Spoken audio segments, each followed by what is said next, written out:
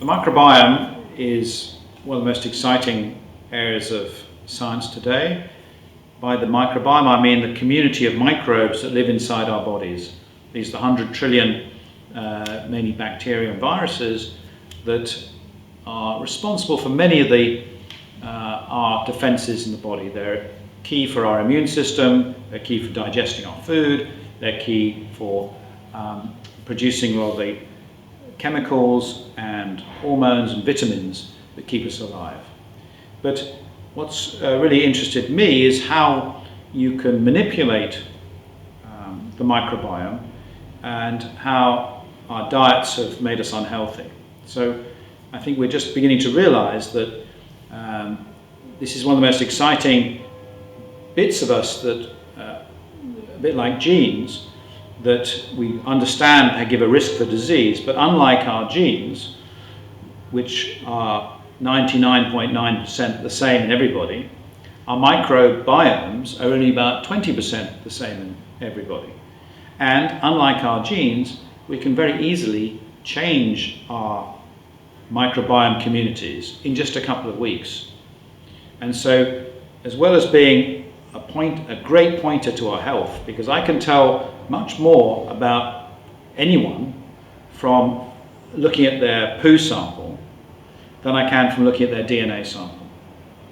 That surprises many people, but it's a much more precise estimate of health and their risk of being unwell in the next few years compared to a DNA sample, which isn't that predictive for most of the common diseases or traits.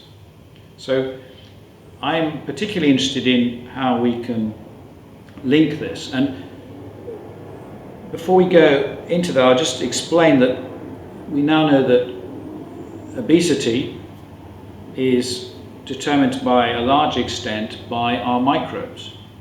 Why some people get fat on the same 2,000 calorie diet and other people can lose weight on it is largely determined by the differences in their microbes.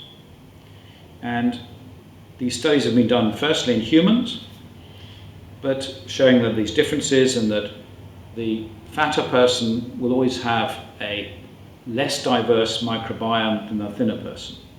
And less diverse means less species, less different chemicals produced, less of an ability to adapt, if you like. And so the less diverse person, the obese or the diabetic person, is going to have more risk of infections, more microbes taking over, whereas in the person that's got the healthy microbiome, a bit like a healthy garden, the perfect English garden, you've got all the roses, the different flowers, there's no space for weeds, whereas the other, I like to think of the unhealthy microbiome as like an Arizona backyard, desert-like, where tumbleweeds come and you can get nasty toxins. So that's where we want to be, and the studies in lab animals have clearly shown that you can feed up mice, make them obese, and then you can transplant their microbes from their intestines, put them into sterile mice, and those mice will become fatter, even if given the same food as other mice. So it turns out that obesity is something that's infectious. And a group in the US have been leading this research and showed that actually it also works the other way. You can transmit leanness or skinniness, and these skinny microbes you can also transplant.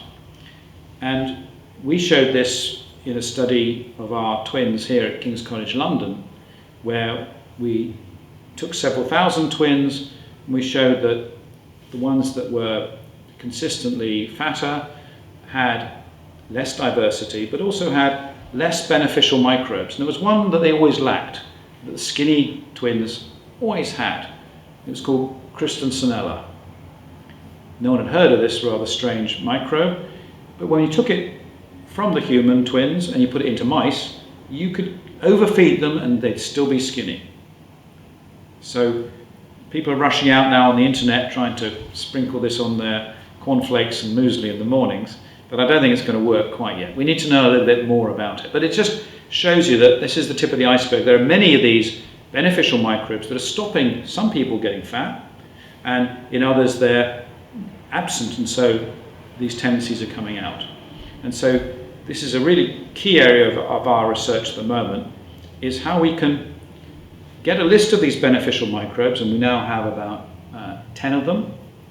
And what we're doing is trying to work out what are the foods that we can feed these ourselves, humans, but also their microbes, to produce more of these beneficial bugs, these so-called fat-busting microbes that could help us.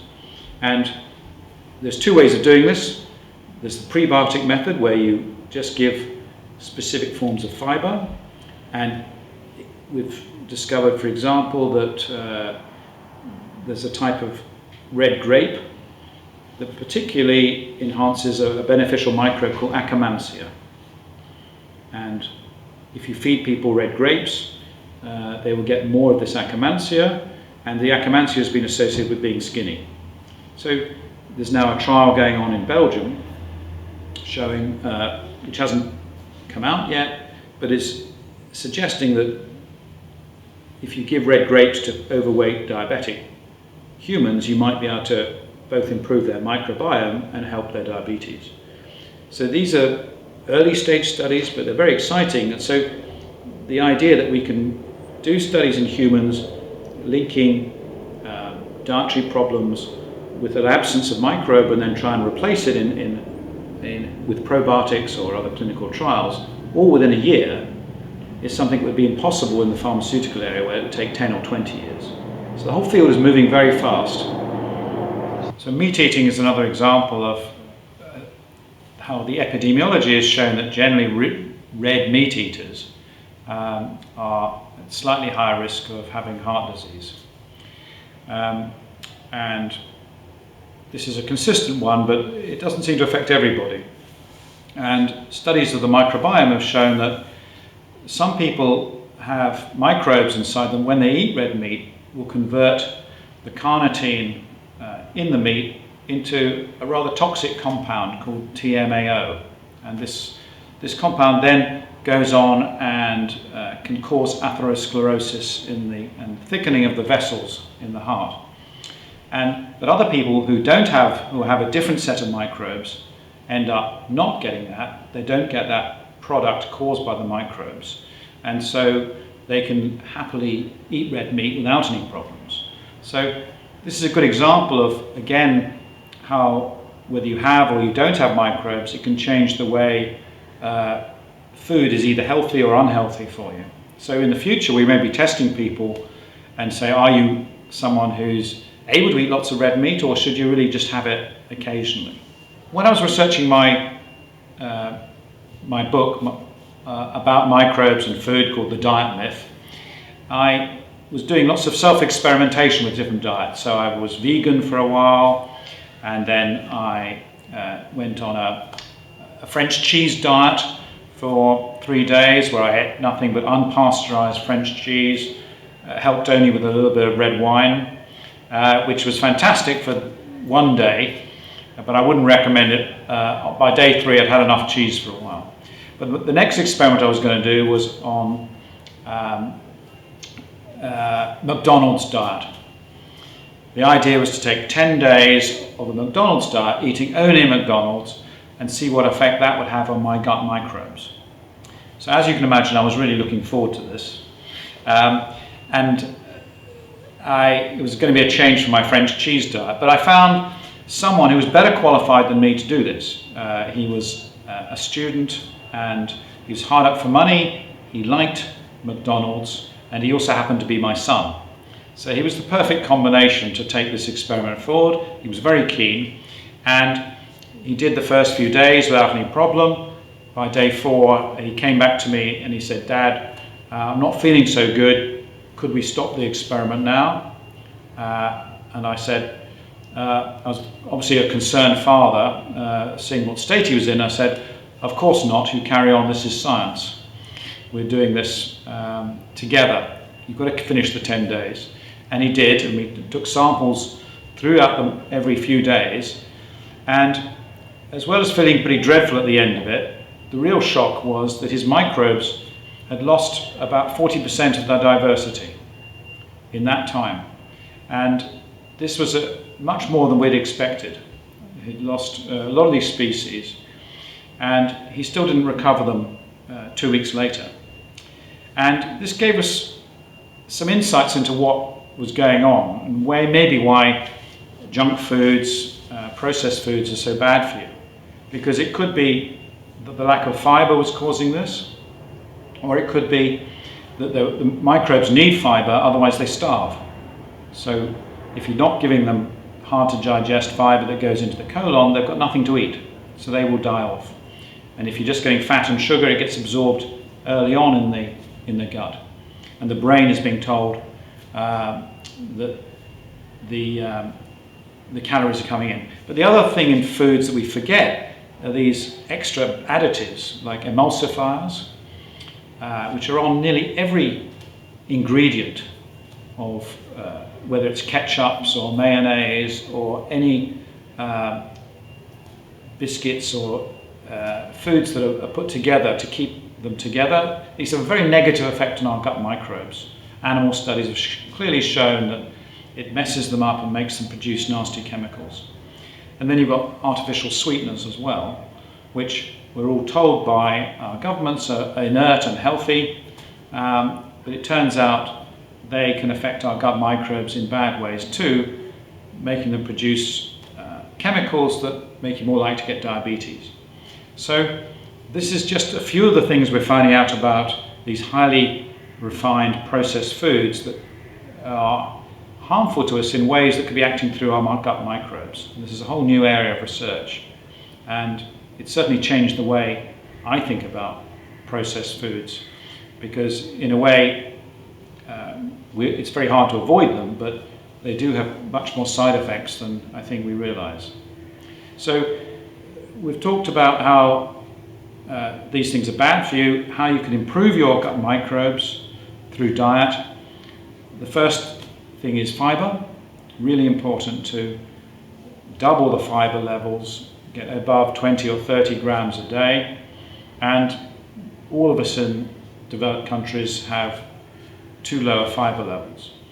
And when we've done experiments on our twins here at King's College, we've found that we can increase the diversity levels by doubling the fiber content in just a month. So often you can get these changes in a few weeks or a month, and at the same time, as we increase fiber, we often improve the amounts of these beneficial microbes that were important for obesity and diabetes. So Christensenella, Akkermansia all go up as well. So it's early days in these experiments. We're finding that if we can combine high fiber intakes, we can reduce processed foods. There's a whole other group of foods, as I mentioned with the red grapes. The reason the red grapes are good is not just they taste nice, but actually they've got, as well as fiber in them, they've got polyphenols. And polyphenols are these very complex chemicals that microbes use as fuel. So it's like gasoline for these microbes. And each of them is different, and each of them provides a different set of microbes with fuel. So in something like red wine, there are over 100 different types of polyphenol. There are about 50 or 60 in grapes. And other foods that are high in polyphenols, we're now finding out are good for us, and we're starting to realize why. So you have other things like seeds and nuts, peanuts, which traditionally we've been told may be bad because of the fat content, but actually they're good for you. You've got coffee beans. Coffee beans high in polyphenols. You've got green tea, again good for you. Even dark chocolate, which has, if it's over 70% chocolate, has very high polyphenols and is good for you. But the evidence is now accumulating that microbes, the beneficial effects of some diets can be explained by the microbes, and the best example is the Mediterranean diet. We all know that if you have that kind of diet, those people will be healthier, and one of the key things is they have lots of fruits and vegetables, they have a variety of foods, they have dairy products which contain live microbes, probiotics, but they also have something called olive oil. And olive oil is the base of all these Mediterranean diets, and that has very high levels of different polyphenols that our microbes love. So by understanding our microbes, we can start to understand how to best get the best diets that suit ourselves and live healthier lives.